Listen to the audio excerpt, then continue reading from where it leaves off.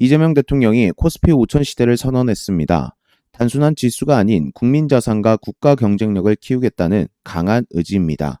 7월 3일 청와대 영빈관 이재명 대통령은 국민 기자회견에서 민생의 고통을 덜고 다시 도약하는 나라를 만들겠다며 AI, 반도체, 재생에너지, 문화산업을 4대 성장축으로 제시했습니다.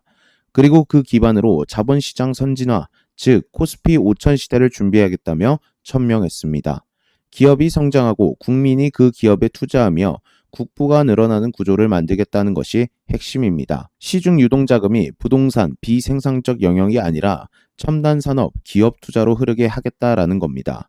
이를 위해 배당소득 분리과세, 상법 개정, 자사주 소각 등 기업 가치 제고 정책들도 순차적으로 추진되고 있습니다.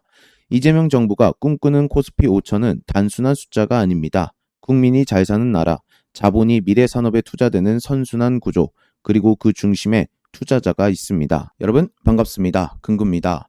자, 서론에서도 제가 말씀드렸다시피 지금 이재명 정부가 코스피 5천을 탈환하겠다라는 강한 의지를 지금 내비치고 있습니다.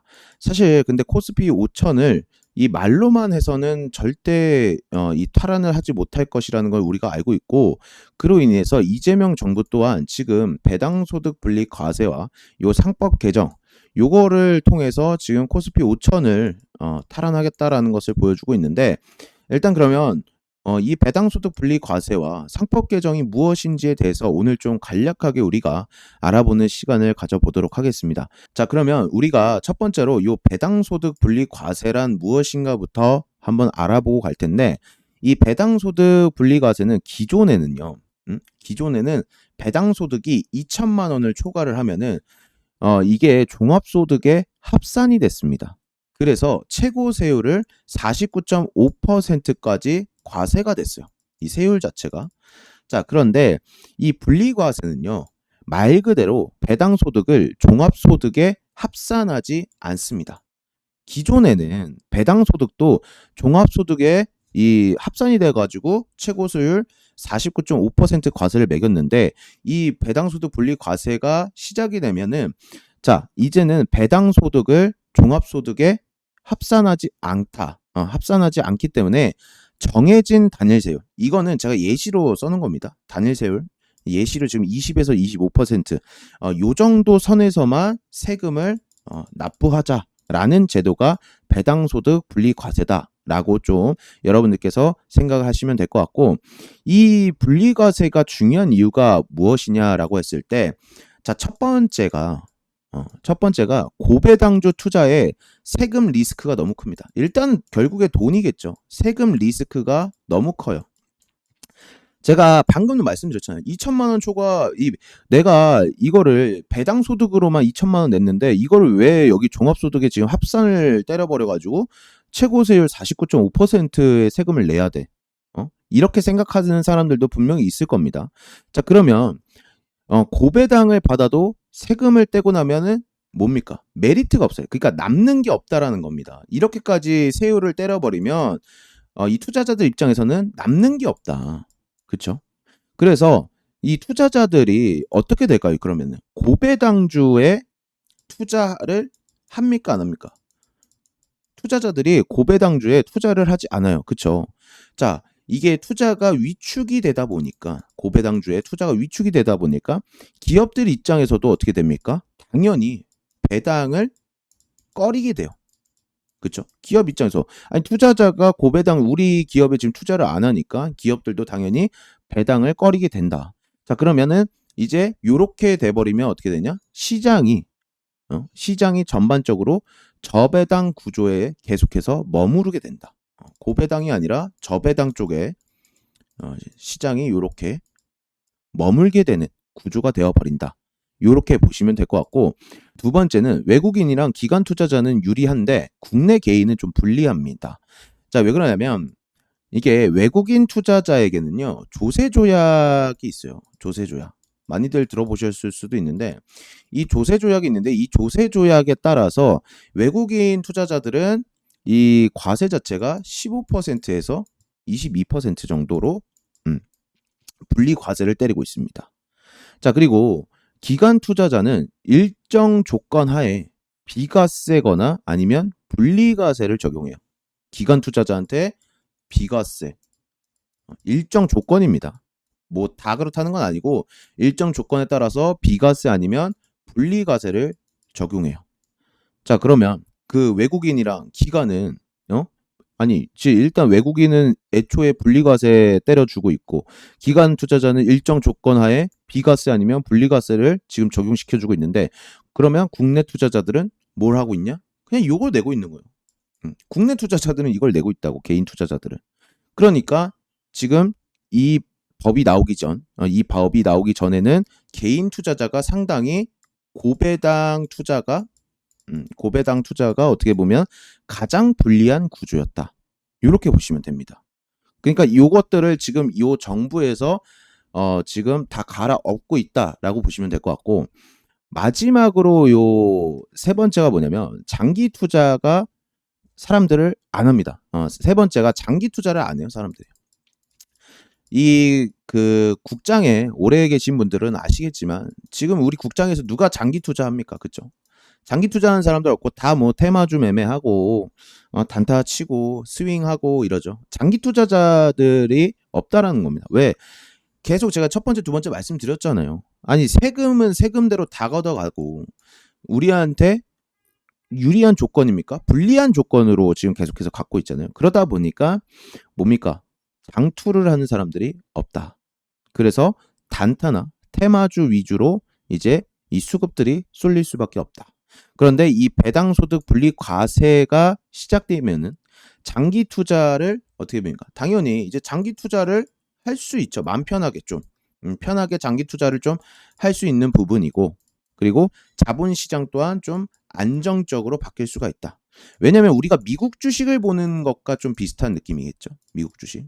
그 전까지 다른 나라나 아니면 우리 국민들 같은 경우에 이 코스피 코스닥 시장을 봤을 때 뭡니까? 그냥 여기는 단타의 민족.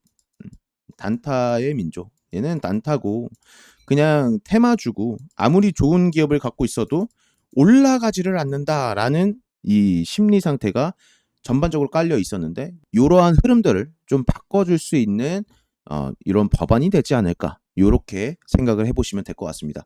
그래서 이 배당소득 분리과세는 이제는 배당소득을 종합소득세에 끼워 맞추지 않는다. 배당소득은 배당소득대로 이렇게 분리를 해서 단일 세율로 매겨가지고 과세를 걷는다. 이렇게 여러분들께서 생각을 하시면 될 것 같고요. 두 번째로 이 상법 개정 같은 경우에는요. 이 상법이라 함은 회사 지배 구조, 주주권, 이사의 운영 등을 다루는 법입니다. 최근 개정안에서 보면 어떤 개정들이 있냐면, 첫 번째가 이제 이사의 충실 의무 확대, 그리고 전자주주총회 허용, 그리고 감사위원 선임 시 의결권을 제한시키겠다. 이런 것들이 좀 포함이 되어 있고, 앞으로 이제 집중투표제, 자사주 소각 의무화, 감사위원 분리선출 확대 등이 좀 논의가 되고 있습니다. 자, 그러니까 한마디로 이 상법 개정을 통해서 기업 지배 구조를, 여기 보시면 아시겠지만 기업 지배 구조를 투명하게 만들고 주주의 권리와 기업 가치 제고를 유도하는 것이 핵심이다. 이 법안 자체에서 핵심 자체가. 자, 이 상법 개정을 조금 더 제가 좀 정밀하게 좀 말씀을 드리면, 이 상법 개정의 핵심이 제가 아까 첫 번째가 이제 이사, 얘네 이사 애들이 좀 확대 범위가 넓어진다라고 좀 말씀드렸어요. 그러니까 이번 개정안에서 가장 핵심적인 변화 같은 경우에는 이사 임원, 이사 임원 애들 있죠. 얘네 책임 범위가 확실히 바뀐다라는 점입니다. 보통 원래 이 임원들이 뭐만 하면 됐었냐면, 그냥 임원들 같은 경우에는 회사 있죠. 회사만 잘 돌보면 됐었어요. 얘네 임무가 이거였어요. 회사 자체만 잘 굴러가고 회사 자체만 매출과 영업이익 잘 나오면 된다. 요렇게 얘네 임무였는데, 이 상법 개정을 통해서 이 임원들이 이제는 기본적으로 회사는 그냥 기본적으로 디폴트 값으로 깔려 있고, 여기다가 플러스 이제 주주, 우리 개미들한테까지 해도 모두에게 충실하게 임무를 수행해야 된다. 그러니까 이 말은 무슨 뜻이냐면요. 이제 이사들이 주주 이익을 우리들이 주주잖아요. 주주 이익을 해치면은 소송을 당할 수 있다라는 의미입니다. 그 전까지는 그냥 회사만 잘 돌보면 됐었어요. 우리 개미들 그냥 없었다고, 없는 사람들이었다고, 그냥 돈 주는 애들이라고 생각을 했을 수도 있겠지. 자, 근데 이제 첫 번째 요 상법 개정이 발의되면서 주주한테 주주의 이익을 해치면 소송당할 수 있기 때문에 얘네가 임원들 자체가 정말 더욱더 이 회사를 철저히 감시 감독 그리고 열심히 키울 것이다. 이렇게 좀 생각을 해보시면 될 것 같고, 그리고 두 번째가 제가 이제 전자주총으로 바뀐다라고 말씀드렸습니다. 전자주총. 그러니까 이 말 뜻은 무엇이냐면 주총장까지 가지 않아도 돼요. 그러니까 전자주총 말 그대로 전자죠. 내 방에서 내 컴퓨터로 의결권을 행사할 수 있다. 이렇게 보시면 됩니다. 주총장까지 안 가도 됩니다, 여러분들. 그래서 이것 또한 소액주주도 본인의 목소리를 낼 수 있는 구조가 생겼다라고 좀 보시면 돼요. 그래서 좀 장기적으로는 이제 지배 구조가 좀 투명한 기업들, 그리고 ESG 우수 기업의 프리미엄이 붙는 흐름과도 좀 연결이 될 수도 있다. 이렇게 보시면 될 것 같습니다. 그리고 마지막 세 번째가 이제 감사위원이 되는 이사를 선임할 시에 대주주 의결권 요거를 3%로 제한을 하겠다라는 점입니다. 제한. 예전에는 좀 대주주가 마음대로 감사위원을 안 쳤어요. 안 쳤어. 마음대로 뭐 대주주 마음이니까 가장 많은 주식을 보유하기 때문에. 그런데 이제는 좀 견제 장치가 생겨서 회계 비리나 내부 통제가 더 잘 잡힐 수도 있다라고 좀 보시면 될 것 같고, 이런 제도는 이제 외국인 투자자들이 한국 시장을 신뢰할 수 있는 기반이 될 수도 있다. 이렇게 좀 보시면 될 것 같습니다. 자, 그래서 이 배당소득 분리 과세와 요 상법 개정의 요 둘의 상관관계를 좀 제가 말씀을 드리면, 일단 첫 번째로 요 상법 개정을 통해서 기업이 주주 친화적인 경영을 하게 만들어줍니다. 이 상법 개정으로 인해서. 그리고 요 배당소득 분리 과세 같은 경우에는 투자자에게 세제 혜택을 줌으로 인해서 기업과 투자자 모두가 윈윈하는 구조를 만들겠다라는 것이 이제 이재명 정부의 요 큰 전략이 될 것이다. 이렇게 좀 말씀을 드리도록 하겠습니다. 자, 그래서 우리가 주목을 해야 되는 기업이 있는데 바로 하나라는 기업입니다. 여러분들 하나그룹 다들 잘 아시죠? 그 하나그룹의 지주회사인 하나인데요. 이 하나가 여기 보시면 아시겠지만 PBR 자체가 0.77밖에 안 돼요. 자, 얘가 누구를 갖고 있냐면 이 지주회사를 누구 갖고 있냐면 하나 에어로스페이스 알고 계시죠, 다들? 이 방산으로 지금 원체 너무나도 유명한 대장주죠, 하나 에어로스페이스. 이 하나 에어로스페이스 여기 주주 현황을 보신다라고 했을 때 대주주가 하나입니다. 지분율을 32.18% 이렇게 가지고 있어요. 그리고 하나 에어로스페이스가 시총이 얼마입니까, 여러분들? 38조예요. 38조 5천. 여기 보시면 아시겠지만 이렇게 하나 에어로스페이스 시총이 38조 5천 돼 있는데, 우리 하나 같은 경우에는 지금 지주회사인데도 시가총액이 얼마냐? 6조 6천밖에 안 된다. 이렇게 좀 말씀을 드리고 싶고, 또 하나 이 하나솔루션도 보신다라고 했을 때 이 하나솔루션 같은 경우에도 시총이 6조거든요. 지주회사랑 시총이 거의 똑같습니다. 하나솔루션도 6조짜리인데 여기에 주주현황 보신다라고 했을 때 당연히 하나가 또 지분율, 하나솔루션의 지분 36.1%를 요렇게 갖고 있습니다. 그렇다 보니까 사실 지금 이 상법 개정에서 가장 크게 수혜를 볼 수 있는 기업은 저는 이 하나 기업이라고 생각을 해요. 그래서 이 차트적으로 보신다라고 했을 때도 지금 정말 이평선들 다 돌파를 해주고, 여러분들이 보시면 아시겠지만 지금 이평선들 다 돌파해주고 나서 현재는 좀 조정을 받고 있는 모습이에요, 일봉 자체에서. 그리고 여기 빨간 선 보이시죠? 여기 빨간 선 요렇게 보이실 텐데, 이 빨간 선 자체가 뭐냐면 제가 임의로 이 수식을 만들어낸 건데 이게 볼린저 밴드거든요. 요 빨간 선이 볼린저 밴드. 근데 기본값이 아니라 제가 설정한 세팅 값이에요. 이 볼린저 밴드 상단 위에서 만약 주가가 이렇게 놀아준다라고 했을 때는 지금 시장에서 정말 강한 종목들이 있죠. 시장에서 강한 종목들만 제가 설정한 이 수식값에서 볼린저 밴드 요 값에서 놀아주고 있기 때문에 지금 이 하나 기업 같은 경우에는 시장 자체에서 정말 대장주로서 강한 흐름을 받고 있구나. 강한 수급을 또 받아주고 있구나. 요렇게 여러분들께서 생각을 하시면 될 것 같습니다.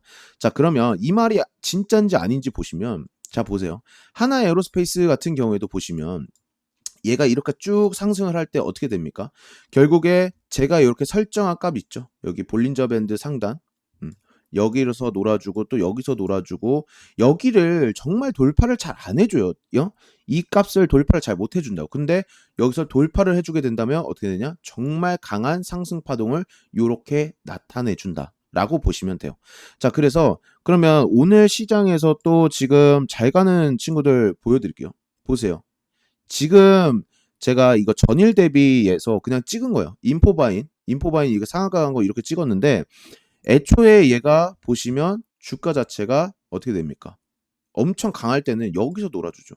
이 빨간 선 위에서 놀아주고 여기서 또 힘 모아줬다가 또 여기서 오늘 돌파를 이렇게 해주고 자 그럼 다른 것도 한번 보여드릴게요.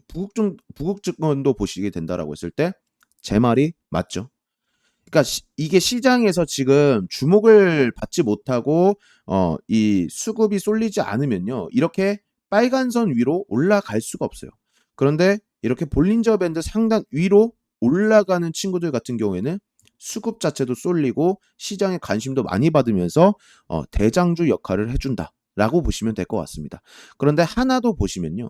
결국에 지금은 이탈을 했죠. 좀 지금은 이탈을 했지만 얘가 계속해서 어떻게 됩니까? 이 빨간 선 위에서 놀아주던 친구거든요.